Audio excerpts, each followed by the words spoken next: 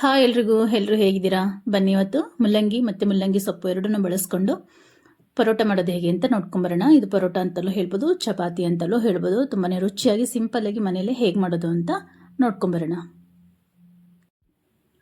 ನೋಡಿ, ನಾನು ಇಲ್ಲಿ ಒಂದು 4 ಮುಲ್ಲಂಗಿನ ತೊಗೊಂಡಿದ್ದೀನಿ. ನೀಟಾಗಿ ತೊಳೆದು ಹೊಟ್ಟೆಲ್ಲ ತೆಗೆದು ಹಚ್ಚಿಟ್ಕೊಂಡಿದ್ದೀನಿ.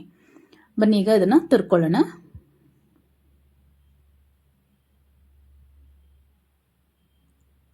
ನಾನಿಲ್ಲಿ ಒಂದು 10 ಪರೋಟ ಮಾಡ್ತಿದ್ದೀನಿ, ಹಾಗಾಗಿ 4 ಮುಲ್ಲಂಗಿ ಫ್ರೆಶ್ ಆಗಿರೋ ಮುಲ್ಲಂಗಿನ ತೊಗೊಂಡಿದ್ದೀನಿ. ನೋಡಿ, ಎಲ್ಲವೂ ತುರಿದಿಟ್ಕೊಂಡಿದ್ದೀನಿ. ಹಾಗೆ ಒಂದು ಟಿಪ್ಸ್ ಹೇಳೋಣ ಅಂತ, ಯಾರಿಗೆಲ್ಲ ಫೈಲ್ಸ್ ಈಗ ಸ್ಟಾರ್ಟ್ ಆಗಿರುತ್ತೆ ಅಂಥವ್ರಿಗೆ ಇದು ಟಿಪ್ಸ್ ತುಂಬ ಚೆನ್ನಾಗಿ ವರ್ಕ್ ಆಗುತ್ತೆ. ಒಂದು ಸ್ವಲ್ಪ ಮೊಸರು ತೊಗೊಂಡು, ಒಂದು ಚಿಕ್ಕ ಕಪ್ ಆಗೋಷ್ಟು ಮೊಸರನ್ನ ತೊಗೊಂಡು, ಅದಕ್ಕೆ ಸ್ವಲ್ಪ ಉಪ್ಪನ್ನ ಎಷ್ಟು ಬೇಕಾಗುತ್ತೋ ಅಷ್ಟು ಒಂದು ಪಿಂಚಾಗೋಷ್ಟು ಉಪ್ಪು ಹಾಕ್ಕೊಂಡು, ತೊಳೆದಿರೋಂಥ ಫ್ರೆಶ್ ಆಗಿರೋಂಥ ಮುಲ್ಲಂಗಿನ ಹಾಕ್ಕೊಂಡು ನೀಟಾಗಿ ಮಿಕ್ಸ್ ಮಾಡಿಕೊಂಡು ಸಲಾಡ್ ಥರ ಮಾಡಿಕೊಂಡು ಊಟಕ್ಕೆ ಮುಂಚೆ ತಿಂತಾ ಬಂದರೆ ಒಂದು ವಾರ ತಿಂದು ನೋಡಿ, ನಿಮ್ಗೆ ಆಟೋಮೆಟಿಕ್ಕಾಗಿ ಫೈಲ್ಸ್ ಅನ್ನೋದು ಕಮ್ಮಿ ಆಗುತ್ತೆ. ನಾನು ತಿಂದು ನೋಡಿ ನಿಮಗೆ ಹೇಳ್ತಾ ಇದ್ದೀನಿ. ತಿನ್ನಲಿಕ್ಕೂ ತುಂಬಾ ಚೆನ್ನಾಗಿರುತ್ತೆ, ಮರೀದೆ ಒಂದ್ಸಲ ಟ್ರೈ ಮಾಡಿ. ನೋಡಿ, ಈಗ ಮುಲ್ಲಂಗಿ ಸೊಪ್ಪನ್ನು ಸಹ ನೀಟಾಗಿ ತೊಳೆದ್ಬಿಟ್ಟು ಇಟ್ಕೊಂಡಿದ್ದೀನಿ. ಇದನ್ನು ಹಚ್ಕೊಳ್ಳೋಣ, ಸಣ್ಣದಾಗಿ ಕಟ್ ಮಾಡಿ ಇಟ್ಕೊಳ್ಳೋಣ. ನೋಡಿ, ಈಗ ಸೊಪ್ಪನ್ನ ನೀಟಾಗಿ ಸಣ್ಣದಾಗಿ ಕಟ್ ಮಾಡಿ ಇಟ್ಕೊಂಡಿದ್ದೀನಿ. ಬನ್ನಿ ಈಗ ಸ್ಟವ್ ಮೇಲೆ ಒಂದು ಪ್ಯಾನ್ ಇಟ್ಕೊಂಡು ಒಂದು ಅರ್ಧ ಸ್ಪೂನ್ ಆಗೋಷ್ಟು ಆಯಿಲ್ನ ಹಾಕ್ಕೊಂಡಿದ್ದೀನಿ. ಹಾಗೆ ಒಂದು 1/4 ಸ್ಪೂನ್ ಜೀರಿಗೆ ಹಾಕ್ಕೊಳ್ತಾ ಇದ್ದೀನಿ. ಜೀರಿಗೆ ಸಿಡಿದ ನಂತರ ಸಣ್ಣದಾಗಿ ಕಟ್ ಮಾಡಿರೋವಂಥ ಒಂದೇ ಒಂದು ಮೀಡಿಯಮ್ ಸೈಜ್ ಈರುಳ್ಳಿನ ಹಾಕ್ಕೊಳ್ತಾ ಇದ್ದೀನಿ. ತುಂಬ ಬಾಡಿಸ್ಬೇಕು ಅಂತ ಏನಿಲ್ಲ, ಒಂದು ಅರ್ಧ ಭಾಗ ಬೆಂದರೆ ಸಾಕಾಗುತ್ತೆ. ನೋಡಿ, ಈರುಳ್ಳಿ ಎಲ್ಲ ಚೆನ್ನಾಗಿ ಬಾಡಿದ ನಂತರ ಸಣ್ಣದಾಗಿ ಕಟ್ ಮಾಡಿ ಇಟ್ಕೊಂಡಿರೋಂಥ ಮುಲ್ಲಂಗಿ ಸೊಪ್ಪನ್ನ ಹಾಕ್ಕೊಳ್ಳೋಣ. ಮುಲ್ಲಂಗಿ ಸೊಪ್ಪು ಮತ್ತು ಮುಲ್ಲಂಗಿನ ಈ ರೀತಿ ಆಯಿಲಲ್ಲಿ ಲೈಟಾಗಿ ರೋಸ್ಟ್ ಮಾಡಿ ಹಾಕೋದ್ರಿಂದ ಆ ಸ್ಮೆಲ್ ಅನ್ನೋದು ಇರೋಲ್ಲ. ಕೆಲವರಿಗೆ ಮುಲ್ಲಂಗಿ ಸ್ಮೆಲ್ ಅಂದರೆ ಇಷ್ಟ ಆಗಲ್ಲ, ಹಾಗಾಗಿ ಸ್ವಲ್ಪ ರಾ ಸ್ಮೆಲ್ ಹೋಗೋವರೆಗೂ ಚೆನ್ನಾಗಿ ಬಾಡಿಸ್ಕೋಬೇಕಾಗುತ್ತೆ. ನೋಡಿ, ಸಣ್ಣದಾಗಿ ಕಟ್ ಮಾಡಿರೋಂಥ ಹಸಿಮೆಣಸಿನ್ಕಾಯಿ ಹಾಕ್ಕೊಳ್ತಾ ಇದ್ದೀನಿ. ಇದು ಹಸಿಮೆಣಸಿನ್ಕಾಯಿ ಖಾರ ಇಲ್ಲ, ಹಾಗಾಗಿ ಹಸಿಮೆಣಸಿನ್ಕಾಯಿನ ಹಾಕ್ಕೊಳ್ತಾ ಇದ್ದೀನಿ. ಮಕ್ಳು ಯಾರೋ ತಿನ್ನೋದಾದರೆ ಸ್ಕಿಪ್ ಮಾಡ್ಬೋದು. ನೋಡಿ, ಈಗ ತುರಿದಿರೋಂಥ ಮುಲ್ಲಂಗಿನ ಹಾಕ್ಕೊಂಡು ಚೆನ್ನಾಗಿ ಫ್ರೈ ಮಾಡ್ಕೊಳ್ಳೋ, ಅದು ರಾ ಸ್ಮೆಲ್ಲೆಲ್ಲ ಹೋಗಬೇಕು, ಅಲ್ಲಿವರೆಗೂ ಚೆನ್ನಾಗಿ ಫ್ರೈ ಮಾಡ್ಕೋಬೇಕಾಗುತ್ತೆ. ನಾನು ಮುಲ್ಲಂಗಿಲಿ ನೀರನ್ನ ತೆಗ್ದಿಲ್ಲ, ಹಾಗೆ ಹಾಕ್ಕೊಳ್ತಾ ಇದ್ದೀನಿ.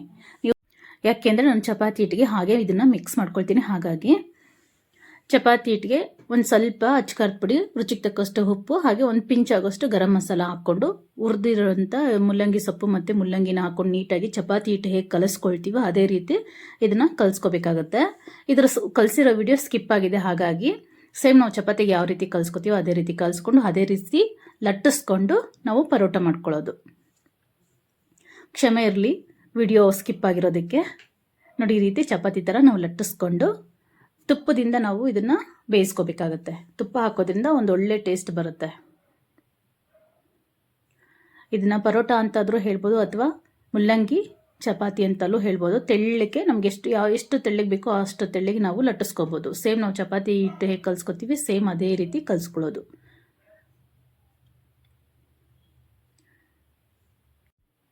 ತುಂಬ ಸಿಂಪಲ್ಲಾಗಿ ಟೇಸ್ಟಿಯಾಗಿ ಮಾಡ್ಕೋಬೋದು. ಇದಕ್ಕೆ ಬೇಕಾದ್ರೆ ನೀವು ಶುಂಠಿ ತುರಿದ್ಬಿಟ್ಟು ಕೂಡ ಹಾಕ್ಕೋಬೋದು, ಚೆನ್ನಾಗಿರುತ್ತೆ. ನಾನೇನು ಹಾಕಿಲ್ಲ, ತುಂಬ ಸಿಂಪಲ್ಲಾಗುತ್ತೆ. ಇದ್ರ ಜೊತೆಗೆ ತಿನ್ನಲಿಕ್ಕೆ ಮೊಸರು ರಾಯ್ತ ಮಾಡ್ಕೊಳ್ತಾರೆ. ನನಗೆ ಮೊಸರು ರಾಯ್ತ ಅಷ್ಟು ಇಷ್ಟ ಆಗಲ್ಲ, ಹಾಗಾಗಿ ನಾನು ಕಡಲೆ ಬೀಜದ ಚಟ್ನಿ ಮಾಡ್ಕೊಂಡಿದ್ದೆ. ಈಗ ನೋಡಿ, ಮುಲ್ಲಂಗಿ ಪರೋಟ ಅಥವಾ ಚಪಾತಿ ರೆಡಿಯಾಗಿದೆ. ಬನ್ನಿ ಈಗ ಮೊಸರಿಗೆ ರಾಯ್ತ ಹೇಗೆ ಮಾಡೋದು ಅಂತ ನೋಡೋಣ. ಸ್ವಲ್ಪ ರುಚಿಗೆ ತಕ್ಕಷ್ಟು ಉಪ್ಪು, ಒಂದು ಪಿಂಚ್ ಆಗೋಷ್ಟು ಅಚ್ಚ ಖಾರದ ಪುಡಿ, ಒಂದು ಪಿಂಚ್ ಆಗೋಷ್ಟು ಗರಂ ಮಸಾಲ, ಒಂದು ಪಿಂಚ್ ಆಗೋಷ್ಟು ಪೆಪ್ಪರ್ ಪೌಡ್ರ್ ಹಾಕಿ ಮಿಕ್ಸ್ ಮಾಡಿಕೊಂಡ್ರೆ ಮೊಸರು ರಾಯ್ತ ರೆಡಿ ಆಗುತ್ತೆ. ನಮ್ಮಲ್ಲಿ ಯಾರು ಇದನ್ನು ತಿನ್ನಲ್ಲ, ಹಾಗಾಗಿ ನಾನು ಕಡಲೆ ಬೀಜದ ಚಟ್ನಿ ಮಾಡ್ಕೊಂಡಿದ್ದೆ. ಖಾರವಾಗಿ ಚಟ್ನಿ ಮಾಡ್ಕೊಂಡ್ರೆ, ನೀವು ಯಾವುದೇ ಚಟ್ನಿ ಮಾಡ್ಕೊಂಡು ಖಾರವಾಗಿ ಮಾಡ್ಕೊಂಡ್ರೆ ತುಂಬ ಚೆನ್ನಾಗಿರುತ್ತೆ. ನೋಡಿ, ಕಡಲೆ ಬೀಜ, ಒಣಮೆಣಸಿನ್ಕಾಯಿ, ಕರಿಬೇವು ಹುರ್ಕೊಂಡಿದ್ದೀನಿ. ಸ್ವಲ್ಪ ಹಸಿ ಶುಂಠಿ, ಹಾಗೆ ಉಪ್ಪು, ಬೆಳ್ಳುಳ್ಳಿ ಇಷ್ಟು ಹಾಕ್ಕೊಂಡು ರುಬ್ಕೊಂಬರೋಣ. ತುಂಬಾ ರುಚಿಯಾಗಿರುತ್ತೆ, ಟೇಸ್ಟಿಯಾಗಿರುತ್ತೆ. ಇದು ಅನ್ನದ ಜೊತೆಗೂ ಮಿಕ್ಸ್ ಮಾಡ್ಕೊಂಡು ತಿನ್ಬೋದು. ಚಟ್ನಿ ತುಂಬಾ ಚೆನ್ನಾಗಿರುತ್ತೆ. ಸ್ವಲ್ಪ ಒಗ್ಗರಣೆ ಕೊಟ್ಕೊಂಡ್ಬಿಟ್ರೆ ಅನ್ನಕ್ಕೂ ಮುದ್ದೆಗೆ ಎಲ್ಲದಕ್ಕೂ ಚೆನ್ನಾಗಿರುತ್ತೆ. ನುಣ್ಣಕ್ಕೆ ರುಬ್ಕೋಬೇಕು ಇದನ್ನು.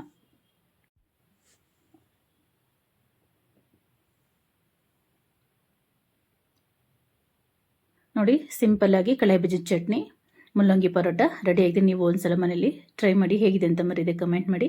ಹಾಗೆ ಇನ್ನೂ ಯಾರೆಲ್ಲ ನನ್ನ ಚಾನಲ್ ಸಬ್ಸ್ಕ್ರೈಬ್ ಮಾಡ್ಕೊಳ್ಳಿಲ್ಲ ದಯವಿಟ್ಟು ಸಬ್ಸ್ಕ್ರೈಬ್ ಮಾಡ್ಕೊಳ್ಳಿ. ವಿಡಿಯೋ ಪೂರ್ತಿ ನೋಡಿ, ನಿಮಗೆ ಇಷ್ಟ ಆದರೆ ಮಾತ್ರ ಒಂದು ಲೈಕ್ ಕೊಡೋದನ್ನ ಖಂಡಿತ ಮರಿಬೇಡಿ. Thank you for watching.